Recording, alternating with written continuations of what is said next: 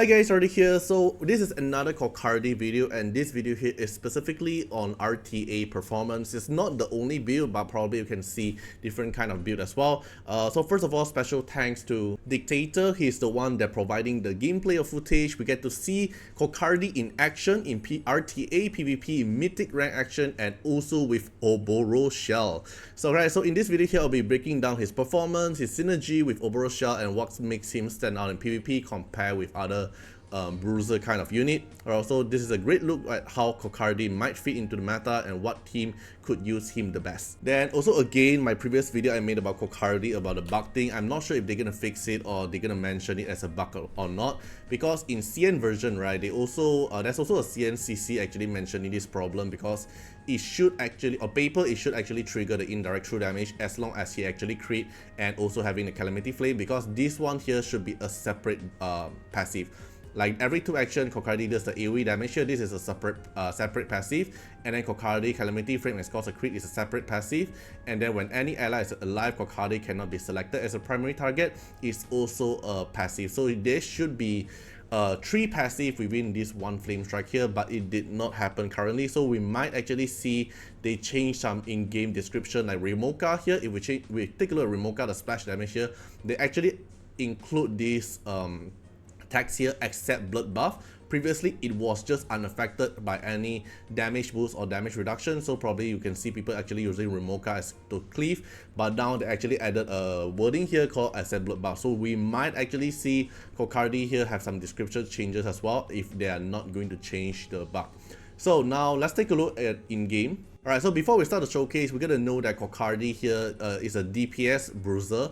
You can think him of Xiada. Like Xiada also needs to ramp up, right? Xiada needs the time. You need to buy time for Xiada to actually stack up the Soul Flame for Xiada to actually do damage. Like Soul Flame gives all the attack buff, the crit, the damage reduction buff, crit damage buff, all these things. Xiada actually needs to ramp up, but Xiada is actually easier to ramp up because as long as you get 3 buff for Xiada, then Xiada will actually evolve 1 Soul Flame.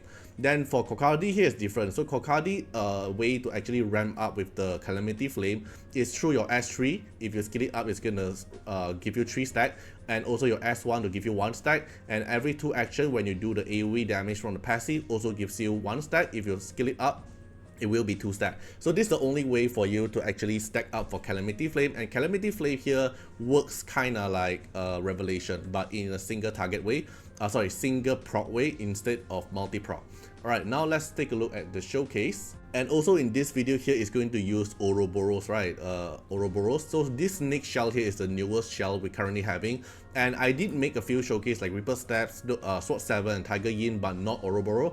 So why Ouroboros is actually using on Kokardi at the moment is because it actually synergizes with Kokardi a lot. Because Kokardi cannot get targeted when you have other ally, right? Unless it's an AoE damage. So at most cases, Kokardi will always have more than 70%.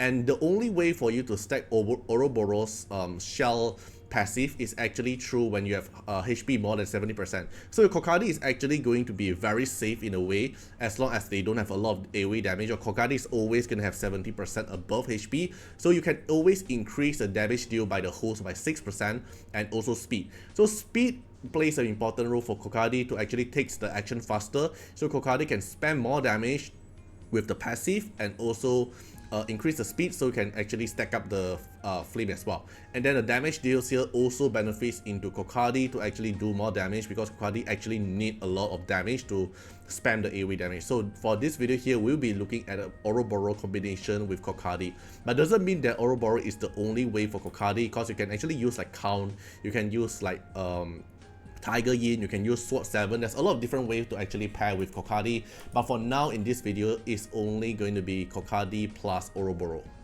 Alright, so this is the video showcase provided by Dictator. So he's using Lily, Plume, Tiamat, and Kokardi here, and the enemy here is basically using Freya, Doki Doki, Lilium, Lingluo, and then also Xiada. So you can see here this team comp here is actually trying to buff up Xiada to make Xiada get the stack faster, so Xiada AoE damage can actually counter Kokardi, because Kokardi is red color. And then here we have Lily to actually support Kokardi, and then Plume to debuff them, and also Tiamat here as another DPS, because usually in the Kokardi team you're gonna have like 2 DPS minimum, 2 bruiser DPS minimum, so you can actually do damage while also waiting for your Kokardi to stack up, right? Actually give out to Kokardi here to actually take the turn. So the amount of damage, right, isn't that impressive, right? Like only like 20% damage, but it's actually stacking up now. So you have 3 stack of Calamity Flame and also 1 Ouroboros stack, which increase the speed and also damage. So more speed on Kokardi actually makes him take the turn faster. And we also have Lily here to actually turn meter push on Kokardi to actually let him take the turn. So usually in a Kokardi team here, you want to pair with a lot of turn meter pusher like Doki Doki, like Mio to actually boost him up, or Lily, or who else, like Aya. Like Aya is also a very good one to actually turn meter push. So as long as a unit can keep on turn meter pushing, or like full chill as well, like passive hit and also give turn meter push, then you want Kokardi to take the turn as fast as possible to stack up the stack, so Kokardi can actually does a lot of damage. Like another S3 here does decent amount of damage, but it actually does pretty good job on Ziada as well, even though it's elemental disadvantage. Another S1, that S1 here did not trigger any indirect true damage, by the way. Okay, then another S1, AoE damage and slap them, and it's just gone.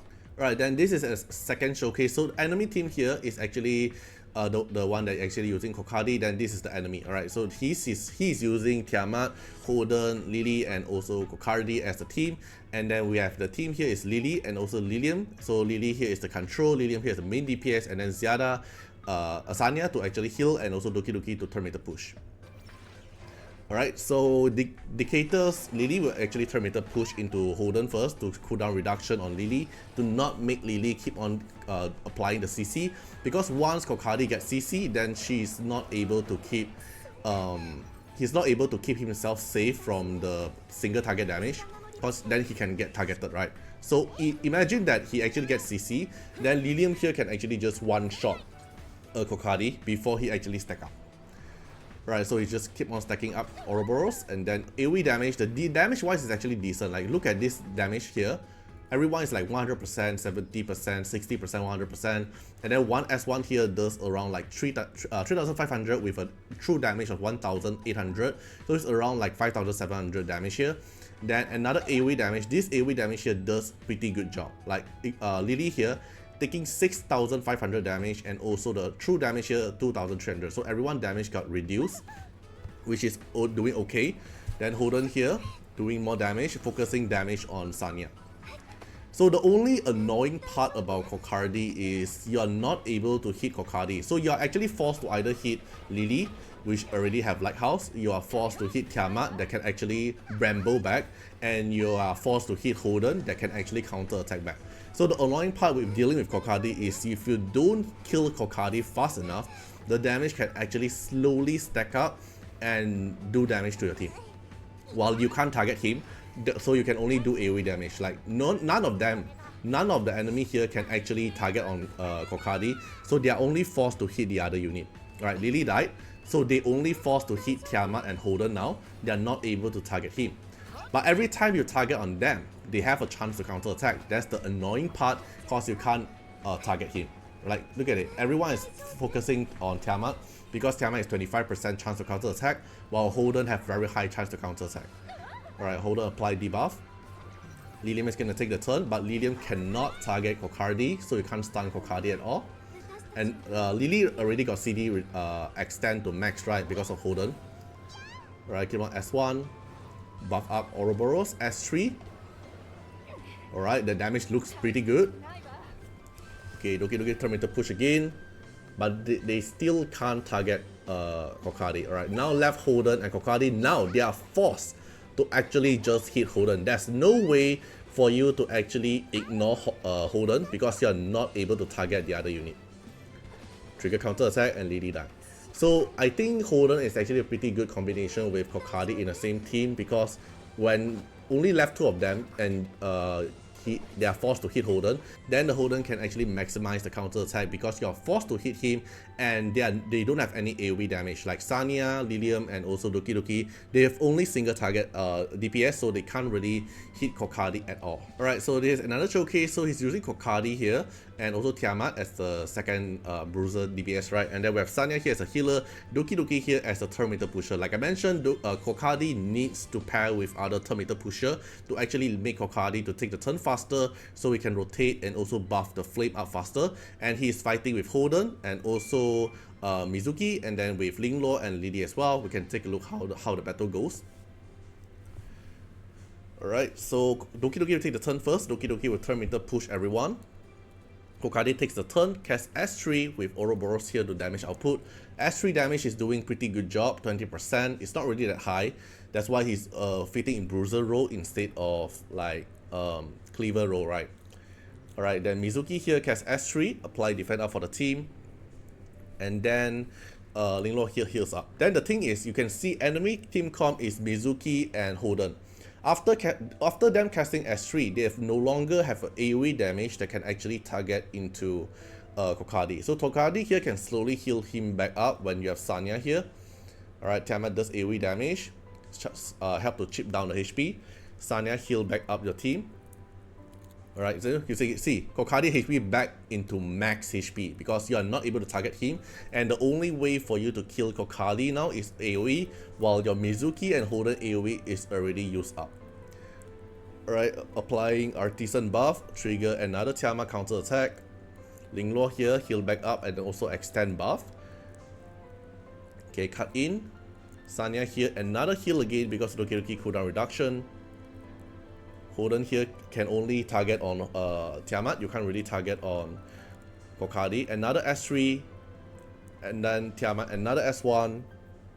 Lily and Linglor is gonna die, and then left Mizuki and Holden soon. Okay, cooldown reduction. Trigger Tiamat's Bramble. Both of them is gonna die. Mizuki here with Artisan. AoE damage, but you can't really kill Kokardi with flat damage. And trigger another Bramble. So you can see you mainly, other than Kokardi, you're still gonna need another kind of bruiser unit, so they are forced to hit them instead of Kokardi. So you are you're definitely gonna pair with like Tiamat, pair with like Holden, for example, or an enemy quit. So like this kind of pairing, like if you hit Sanya probably is on Strife, and Sanya can just keep getting Terminator push and also Gigabyte, cause you can't really kill Tiamat, Sanya.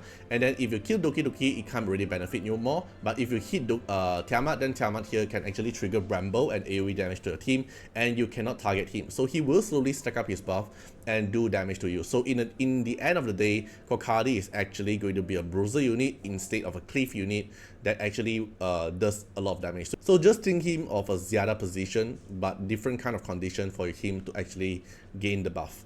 Then this is the build he's actually using. He's going with speed and also blood buff with Ouroboros here. So it's a decent amount of crit rate because he 76% with the 30% crit rate buff he can give by himself is actually 100% crit rate, and also crit damage here is decent amount. It's not like very high. It's like default is 150, right? And then you get the crit damage randomly from the substats. Mainly focus on speed, attack, and crit rate to get a decent amount.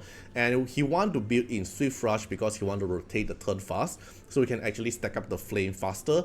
And he rely on the indirect true damage from the turn when he take, and also getting buffed by the Ouroboros, because Ouroboros here damage in percentage increase can actually cover up the crit damage he actually lost, while also giving him additional speed, so he can actually rotate the turn a lot more faster.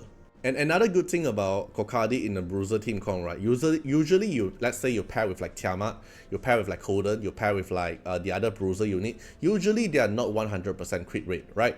And then Kokardi here can actually provide them additional crit rate from the passive. This part here, after every 2 action he takes, then he can actually do damage and also turn with the push for your other allies, and then also applying crit rate up for them. So your other bruiser unit here can actually get benefit with the crit rate up, because when you build Rahu, you build Holden, you build Mizuki, you build Tiamat. Usually this kind of bruiser unit, you are actually only like 80% or 95%, 85%, 70%, 78%, something like that, then the crit rate here will make your other bruiser unit actually does 100% crit rate. And because usually your bruiser are actually pretty slow, right, and then they don't really take the turn too often, while your turn meter push 20% here will also benefit into the bruiser team comp to actually take that turn faster. So overall, conclusion, Kokardi unit, you're not able to think him as a cleaver. You have to think him as a bruiser, and he only fits into the bruiser team because he actually needs time for him to stack up the Calamity Flame, and you want him to actually be a little bit tanky and decent amount of speed so he can rotate his turn faster, stack up the flame faster, and then also helping your other ally to actually take the turn faster because of 20% turn meter push and also crit rate. And then in order for him to take the turn faster and also take his get more turn meter push, you're gonna pair him with the other turn meter pusher like Doki Doki, like Lily, like Aya, like Fuchu that passively gives you turn meter push. All these kind of unit that can actually benefit passively while providing turn meter push will actually get a lot of benefit. Like Aya here, one of the reasons why Aya can actually pair with Kokardi is because of the turn meter push, right? So you will see a lot of players actually using Kokardi with like Mio, like Doki, like Lily, like not Plume, like I like Fuchu, probably Freya as well, but I don't think so. Then with Aya as well, as long as you have turn meter pushing that can benefit Kokardi to take his turn fast to stack up the flame, then he will be good. He will be even better if the passive of Calamity Flame will actually synergize whenever outside of his turn and also do the indirect true damage. He will be even stronger. But for now, I will say he's actually a bruiser unit, and it fits into bruiser very well because it will benefit the other bruiser to take the crit rate up. Like imagine you make him into a cleave team, and then usually your DPS unit already have 100% crit rate, right? And then giving a crit rate 30% buff to the other DPS like Messiah already have 100% crit rate, won't benefit that much. So overall, I really think that Kokardi is a unit that's suitable in bruiser team comp instead of a cleaver team comp. Right, but overall it's a decent unit. In terms of DPS wise, it's not like very crazy, but in terms of annoying wise and like as a sub DPS role while providing utility for your other bruiser unit, then it's actually very good. If you look back at the showcase, he's actually supporting a little bit of DPS and mainly making your other DPS like Holden, they are forced to hit Holden. Like Tiamat, they are forced to hit Tiamat while also providing Tiamat 30% crit rate makes Tiamat a lot more consistent crit as well. So overall, that's it, right? Feel free to comment down what you guys think about Kokardi, and see you guys in the next one. Bye bye. Special thanks for the direct support on the YouTube membership. So for the benefactor of Artiar, which is Trencan, thank you so much for your support. And for the supporter or patron of Artiar, which is Louis Schneider, Agni, Wang Tamer, Ziggy, Kamaruki, Sunwaltz, Rimu, Chani, Antonio Winterspoon, First Law, D&D, thank you so much for your support. And special thanks to the Super Thanks MVP, HMZ Riggs, thank you so much for your support. Special thanks for the direct support on the live stream super chat for the latest tag. Thank you so much for Code Wilderness, Calamity, Agni, Love Fatima, Fatima Little Underwear, Bloods, Riku Fred, Chani. Thank you so much for your support.